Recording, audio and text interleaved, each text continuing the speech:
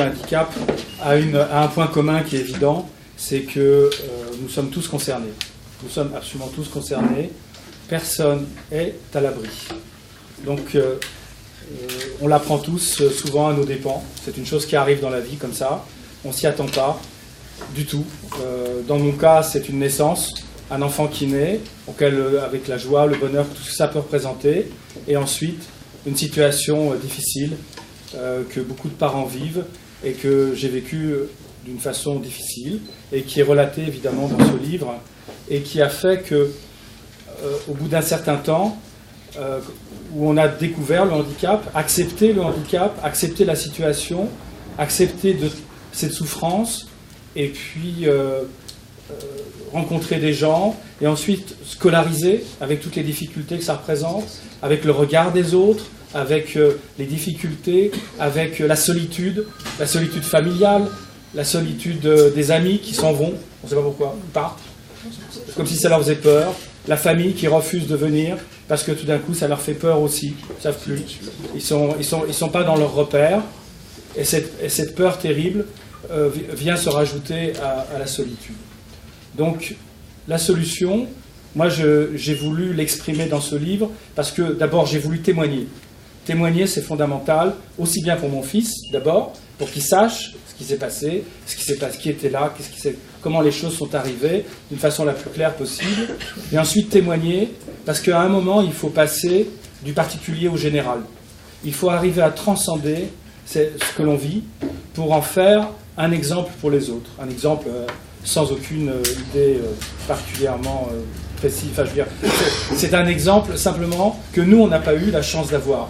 À l'époque, il n'y avait personne pour nous apporter leur aide, il n'y avait personne pour leur apporter des idées. Quand mon fils est né avec un petit œil en moins, au début, c'était quelque chose qui n'existait pas. Personne ne connaissait ce genre de maladie rare. On ne savait pas si c'était génétique, on ne savait rien du tout. Et on a découvert une association en Angleterre. Aujourd'hui, je peux vous dire que chaque personne, parce qu'il y a à peu près 10 à 15 naissances en France avec ce qu'on appelle la microphthalmie, chaque naissance qu'il y a nous revient, et j'ai le devoir et le plaisir, malheureusement, de pouvoir guider ces gens qui, au téléphone, ou qui viennent me voir, ou au moins leur apporter notre propre connaissance, et leur donner un chemin, et leur dire qu'on s'en sort, que c'est difficile, mais qu'il n'y a pas de raison que ça ne fonctionne pas, en leur disant qu'il faut mettre une prothèse, en leur disant qu'il faut aller voir tel médecin. On a même été intervenir dans un hôpital dont je ne citerai pas le nom, avec une personne qui voulait eunucléer le fond de l'œil, ce qui est absolument délirant, parce que ces enfants ont encore un nerf optique, c'est-à-dire que dans l'avenir, on espère pouvoir résoudre ce problème. Donc on est allé intervenir auprès de médecins pour ça. Donc ça, c'est le vrai travail associatif dans ce genre de situation. Ensuite, il y a la scolarisation, alors plus complexe, et le refus partout. Toutes les commissions qui nous l'ont refusé, dans une situation dramatique, où une fois ma femme s'est même évanouie dans les escaliers tellement c'était épouvantable, la façon dont on était reçu, et puis la rencontre, la façon de se battre aussi. Moi j'ai la chance de parler, d'écrire le français, beaucoup d'autres l'ont pas. Et quand on allait dans les CDES, ce qui remplace aujourd'hui la NDPH, il y avait des tonnes de dossiers, comme ça, partout des dossiers. Vous savez, c'est des dossiers à l'ancienne avec la petite languette, comme ça, hein, voilà.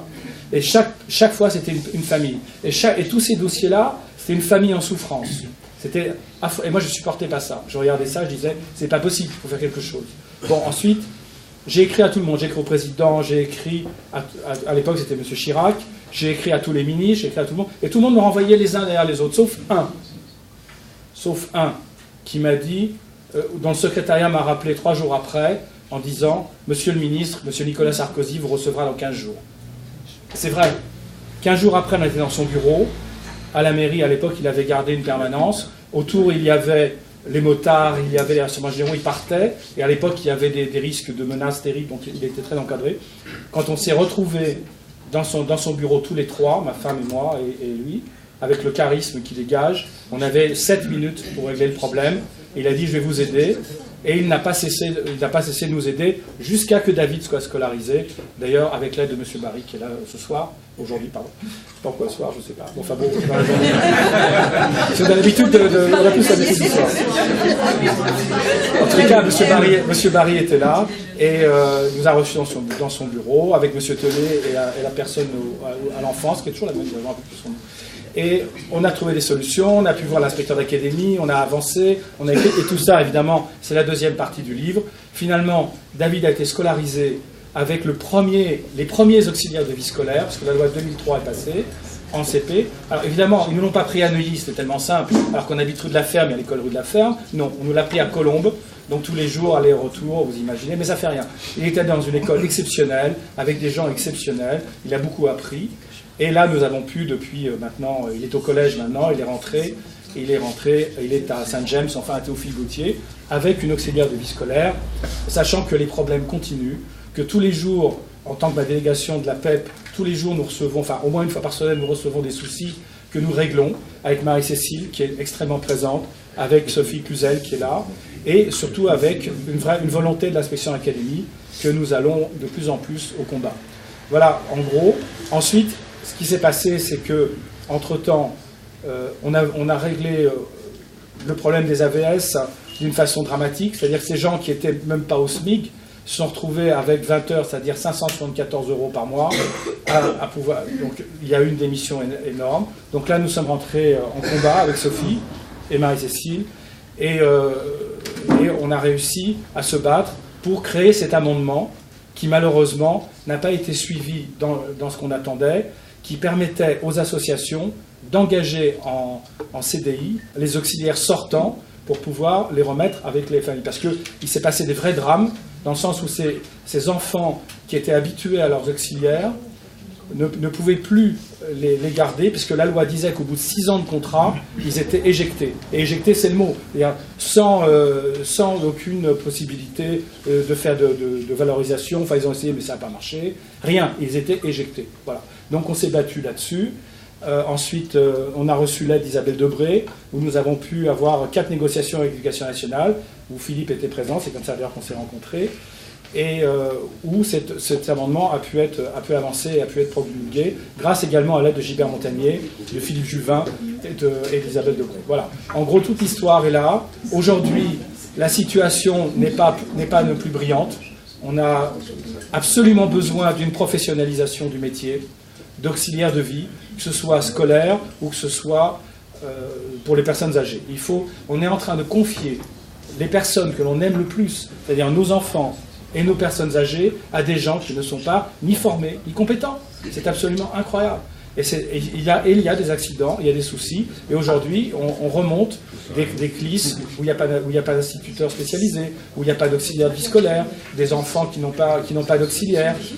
Il faut savoir qu'un enfant accompagné, c'est sérénité pour la famille, c'est-à-dire, moi je suis là tranquille, je sais que j'ai l'auxiliaire qui est avec mon fils, donc je peux vous parler en toute sérénité, tranquillement, et puis je peux aller après à mes rendez-vous de boulot, d'accord? Et lui, il a son avenir qui peut être pris en main. C'est-à-dire qu'il est passé aujourd'hui à être dans les premiers de la classe. Il a les meilleures notes, parmi les meilleures notes de la classe, hein, après les années. Et c'est formidable. Mais c'est un enfant qui se bat. Alors, il faut savoir que ces enfants qui sont en situation de handicap sont des enfants qui ont une volonté de faire, qui se battent, qui y croient, pour qui la scolarisation, c'est pas aller à l'école tous les jours, c'est difficile. C'est vraiment un combat et un vrai gain, ce qui est exceptionnel. En gros, l'histoire est là. Mais ce qui est fondamental, et c'est surtout ça, ce que je vais dire avant de passer la parole à mes amis, c'est si vous avez un souci, ne vous résignez pas dans votre coin. Vous n'avez pas à faire ça. Il faut aller vous battre. Nous avons la chance de vivre dans une démocratie exceptionnelle. Il y a des associations, et le travail des associations est absolument énorme. J'ai pu le voir avec Sophie sur son travail de la FNASEF et la SAIS 92. Vous le verrez dans le livre. Et ils font un travail de fond absolument extraordinaire. Nous avons des élus. Engagez-vous dans les partis politiques. À l'UMP peut-être, pas beaucoup. Engagez-vous dans les partis politiques. Vous avez une écoute. Allez voir les élus. Allez leur dire, voilà mon combat. Voilà mon combat. venez vous battre avec moi. Je cherche des alliés. Et on obtient des amis, on obtient des gens formidables qui viennent se battre avec vous, parce que sur le fond, c'est leur vocation. On n'est pas élu par hasard. On est élu parce qu'on a aussi cette volonté d'aller au combat et d'aider les gens. Et ensuite, troisièmement, il faut jamais dire « oui, c'est les autres » ou « c'est comme ça ». Il faut « pourquoi ils ne font pas ça » et « pourquoi c'est pas comme ça ». Allez vous battre. Allez, faites voter, on a réussi, on a avancé, on a fait avancer les choses. Alors c'est peut-être pas tout à fait ce qu'on attendait, mais au moins on a essayé et on a eu des grands moments d'enthousiasme. Voilà le fond de l'histoire, je laisse la parole à qui veut. Merci.